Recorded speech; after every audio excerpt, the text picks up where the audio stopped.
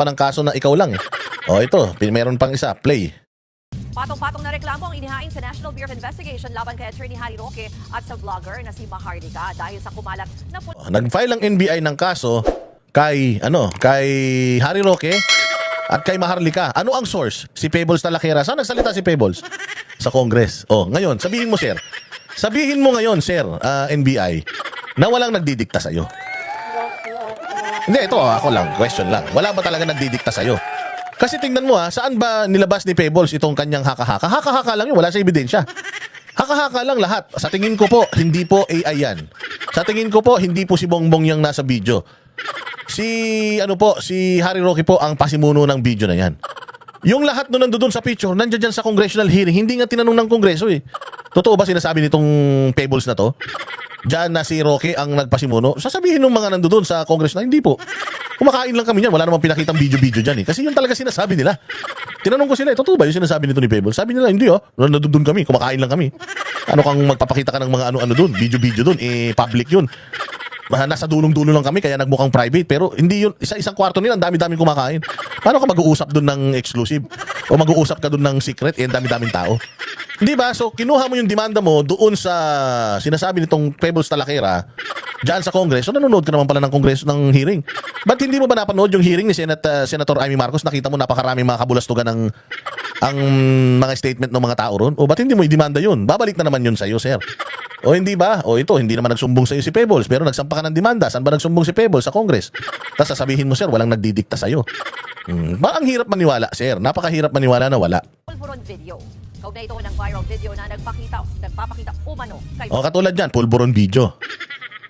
Anong inaakusan nila dito sa pulburon video? Adik si BBM, tama? Oh, si NBI director, ikaw bilang isang judge, NBI director, sa tingin mo ba dapat magpa-drug test si Pangulong Marcos? Sa tingin mo dapat?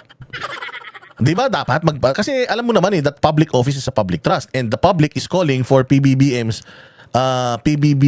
sa drug test dahil nga dito sa pulburon video na to. O bakit hindi mo pilitin ang amo mo na si Bongbong na magpa-drug test once and for all para masettle na to?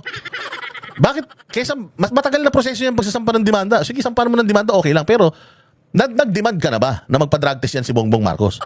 Ikaw ba bilang NBI director, ikaw bilang isang judge, sa tingin mo, okay lang kaya na ang bayang Pilipinas ay pinamumunuan ng sabog?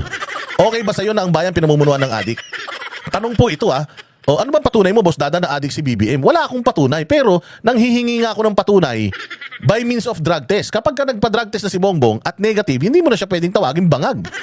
Pero hanggat hindi siya nagpapa-drug test, pwede mo siyang tawaging bangag because hindi rin niya dinideny.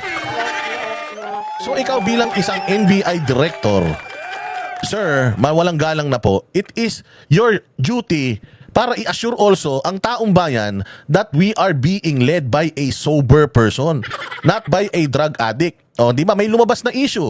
How do you know that itong si Harry Roque is peke in terms of yung kanyang pagbibintang kay Bongbong Marcos na addict si Bongbong? Una, denial. Pangalawa, proof ng denial mo is accurate.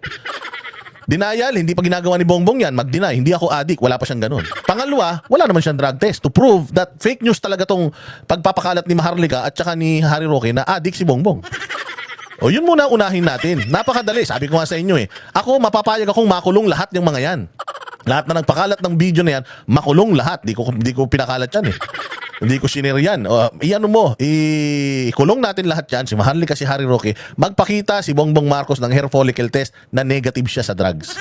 Tapos ang usapan, kulong na natin agad. Kahit walang due process, patapon natin sa Africa kung gusto nyo. Walang problema. Pero wala Ikaw bilang NBI director at saka bilang alagad ng batas at bilang isang huwes, alam mo yun, sir. Alam mo dapat yun. Responsibilidad nyo dapat yun sa mga Pilipino, di ba? To serve and protect kayo So, responsibilidad nyo na hingin sa commander-in-chief ninyo na magpa-drug test na siya. Pangulong Bongbong Marcos. Base sa forensic exam ng NBI, isang deepfake o AI-generated ang video. Dahil dito nahaharap sila sa reklamong inciting to sedition. Sa isang pagdinig sa kamera, idinawit ng isa pang vlogger na si Vicente Cunanan o Pebbles Talakera si Roque bilang nasa likod ng pagpapakalat ng video. Katulad doon, anong investigation ang ginawa nila doon sa Pebbles na yun?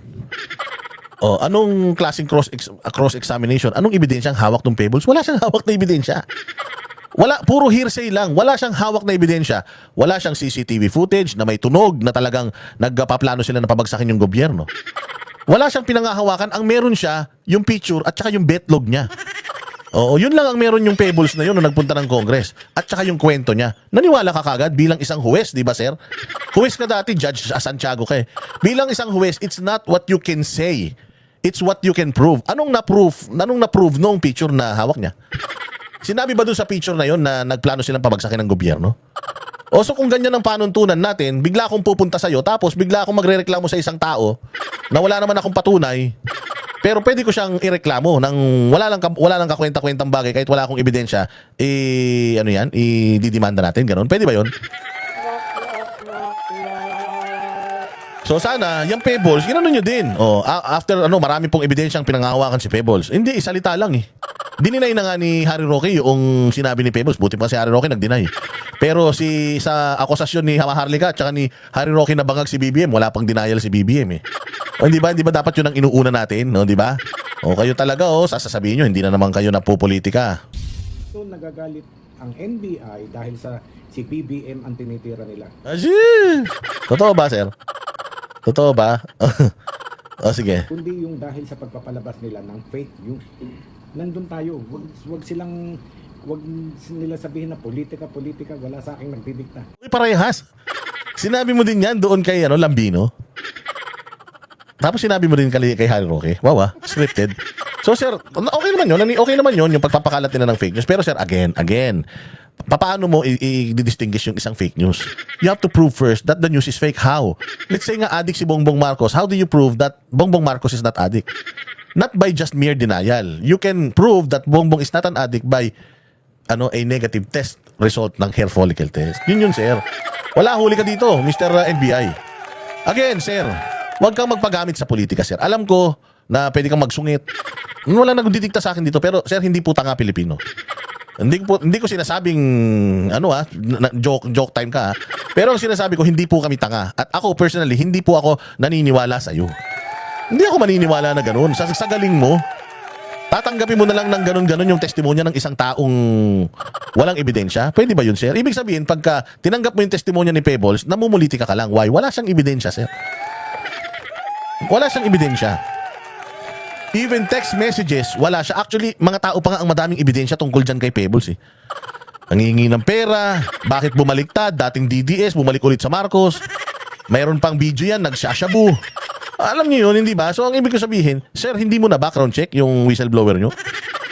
Kung reputasyon at reputasyon lang, Diyos mio naman. Mas maniniwala kayo sa utak ng adik, sa sumbong ng adik. Alam mo sa Amerika, hindi pwede yan. Kailangan ng kredibilidad mo kung ikaw ang witness. Kailangan ng kredibilidad mo maputing-maputi. Malinis na malinis. Kailangan wala kang bahid. Kasi kapag may bahid ka, mahihirapan at mapapahiya yung hahawak ng kaso. Sa akin lang, sir, sana wag ka nang sumama sa politika. Wag mo nang sumama sa politika. Karapatan mo ang magdemanda, pero maganda makita ko na hindi lang isang side yung dinidemanda mo. Kailangan, pati yung kabilang side. Lugi na nga kami sa TRICOM. Sa TRICOM nga, puro DDS vlogger na nga lang kaming pinapatawag doon. Tapos pagdating pa naman ng NBI, inaasahan namin magiging patas kayo. Ganun din, puro DDS din ang target nyo. Wag naman sanang ganun, sir. Paano mo sasabihin, Boss Dada, na target ko yung DDS? Puro DDS dinimanda mo. Wala ka man dinimandang taga-gobyerno. Ano pang tawag dun? Hindi naman tayo pinanganak kahapon. Hindi naman tayo grade 2. Kahit naman siguro walang pinag-aralan, hindi naman siguro, you don't have to be a rocket scientist para mapatunayan itong mga bagay-bagay na to na sa tingin ko, nagiging partisan kasi masama yan, bawal yan. Ako sa tingin ko lang pwedeng mali ako or baka mali talaga ako. Pero yun lang yung aking opinion. Sana lang, sir, patas lang. Patas lang po, sir, kasi wala naman kami laban sa inyo. Kayo gobyerno, kami normal na tao lang kami. Pag sinampahan nyo kami ng kaso, wala kaming magagawa. Kayo, may mga abogado kayo, pambayad kayo ng abogado, kami wala. Pero wala kami magagawa, harapin namin yan, kaya makulong kami, kaya ganun talaga ang buhay. Pero ang sa amin lang, dapat po patas, hindi lang dapat Duterte. Kailangan, sir, kung lumabag sa batas, kaya naka-uniforme yan, kaya hindi, dapat, dinidemanda nyo rin yan, kung trabaho nyo yan, ha? Sir, kung trabaho nyo yan, tingnan nyo, ang daming nakikidnap. Ang daming kidnap for ransom na naman ngayon, ang taas ng krimen. Tapos nakafocus kayo sa mga Duterte. Hindi ba? Ang daming problema ng bayang Pilipinas natin. Tapos nakafocus kayo sa mga Duterte. Puro Duterte yung mga tinatakot ninyo. Meron kayong binabantayan ng mga vloggers na bla bla bla bla bla bla. Hindi makakauwi sa mga pamilya, diyan pa lang sa airport, babasyuhin na. Imagine. Grabe kayo magsalita, parang kayo may-ari ng Pilipinas na parang hindi na pwedeng tumuligsa ang mamamayang Pilipino sa mga nangyayari sa bayan. Siguro naman, nung martial law, buhay ka na, sir. Di ba? Nakita nyo naman ang hirap ng buhay nung diktadorya, di ba? Tapos ngayon, parang umasa tayo mga diktador. Wag ganun po. O wag pong ganun. Ako, mataas ang tingin ko sa iyo, Judge Santiago. Hindi lang bilang isang NBA director, bilang isang huwes. Alam ko na hindi ka magpapabuyo o magpapasakay sa mga ganitong cheche-bureche lang ng gobyerno.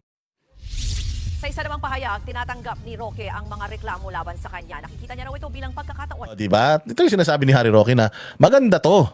Maganda yan. O now, kailangan na talagang sagutin ni Bongbong Marcos kung addict siya o hindi.